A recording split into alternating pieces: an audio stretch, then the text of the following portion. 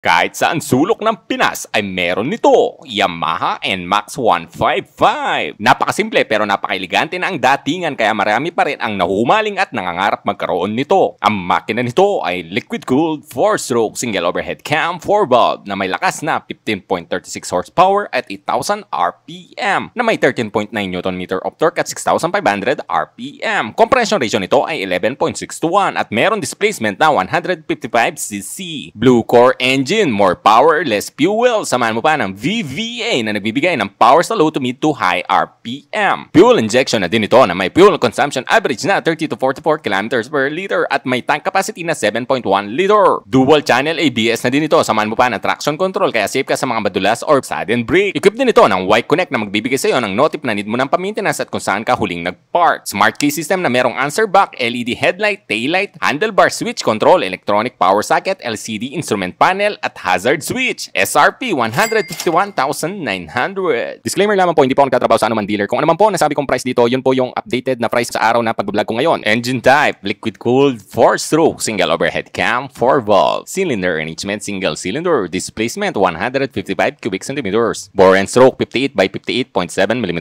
Compression ratio 11.6 to 1. Maximum horsepower 15.36 horsepower at 8,000 RPM. Maximum torque 13.9 Nm of torque at 6,500 RPM. Starting system, electric starter. Lubrication system, wet sump. Engine oil capacity, 1 liter. Fuel supply system, fuel injection. Clutch type, dry centrifugal shoe. Transmission type, V-belt automatic. Frame type, backbone. Front suspension, telescopic fork. Rear suspension, unit swing. Front tire, 110 by 70 by 13 tubeless yan. Sa kanyang likuran, 130 by 70 by 13 tubeless din yan. Front brake and rear brake, hydraulic single disc brake na equipped ng ABS yan. Overall length, 1,935 mm. Overall width, 740 mm. Overall height, 1,160 mm. Seat height, 765 mm. Wheelbase, 1,340 mm. Minimum ground clearance, 125 mm. Wet weight kasama kanyang full tank at kanyang langis, 131 kg. Fuel tank capacity, 7.1 liter.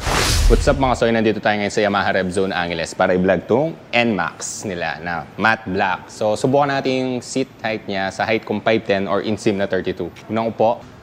Flat-footed tayo mga soyo. Kita naman sa ating dalawang paa. Ergonomics, goods din siya. Maganda rin sa ating balikat. Di siya ngawit, talagang chill ride. Napaka-relaxed drive ng NMAX mga soy. What's up mga soy? Ito pa rin ang NMAX na 2023 year model. So matte black to mga soy. At ang mags nito, bronze siya or brown yung kulay niya. Ayan o. ABS to mga soy. No? So wala pa rin yung NMAX 160. LED na ang kanyang ilaw mga soy. At tingnan nyo to. Paggabi napakaganda nito para nagre-reflect yung ano niya dito yung chrome. Tapos ang kagandaan dito, yung hazard niya nandyan na. Pero bad type yan mga soy. Napakalinis rin ng kanyang inner. Ayan o. Kitang-kita naman, di ba? Dito yung busina niya. Telescopic fork siya. ABS na ang inyong preno. Bali ang gulong mo. IRC yan. Ang size nito, 110 by 70 by 13. Gloss to mga soy. Napakaganda sa personal na matte black. Tapos meron siya ditong stops and start system ng Yamaha. So, parang idling stop ng ano to, Honda. 3 to 5 seconds mamamatay pag binihit mo yung silinyador. Aandar na siya ulit mga soy. May logo siyang Yamaha dito. Yung rubber niya maganda rin, makapit. Tapos gloss siya dito, tapos yung plastic niya maganda rin.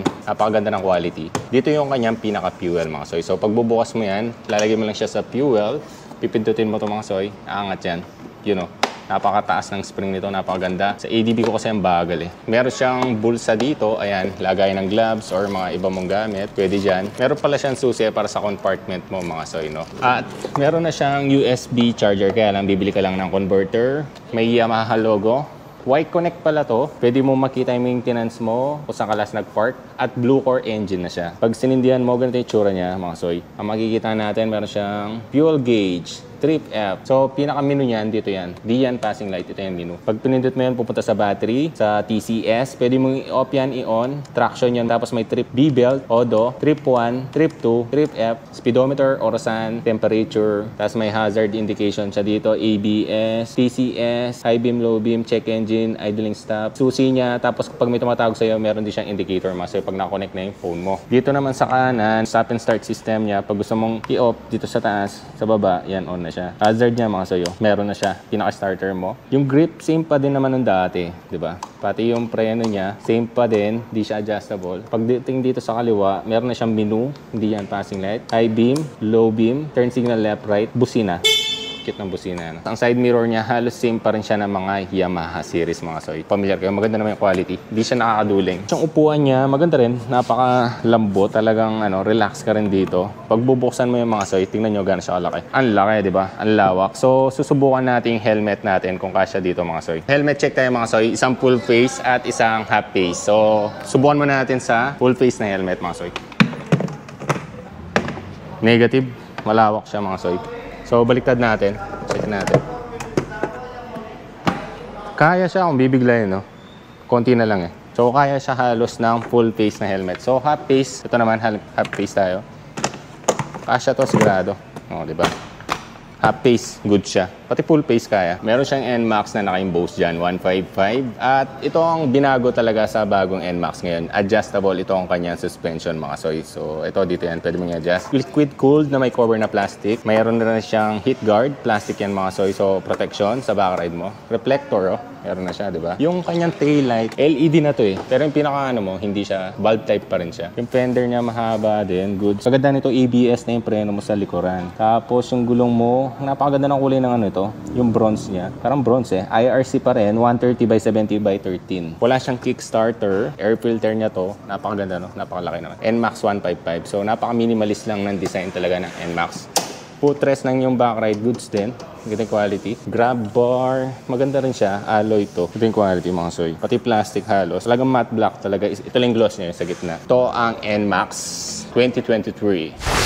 Good day mga ka-Rev Zone. So, nandito nga pala si Soy Timoto Vlog sa Yamaha Rev Zone na Angeles. So, introduce niya nga pala sa inyo yung NMAX ABS. So, 155cc. Available siya for in-house financing and cash. For in-house financing, yung down payment niya is 13,000. And then, for monthly for 3 years is 6,880. And then, rebated siya ng 420. For 2 years naman, yung magiging monthly mo is 8,750. Rebated siya ng 180 pesos. And then, for 18 months, so yung pinaka-lowest term is 10,690, rebated siya ng 220. And then yung mga inclusions na kasama nito once na release natin is 3 years LTO registration, a helmet, 1 year free service, and then 1 year warranty. At dito ko na lang tatapusin ang vlog. Maraming salamat po sa lahat ng nanood. Please follow nyo po ang page at i-share at i-like nyo na rin po. Maraming salamat. Ingat kayo. Ride safe!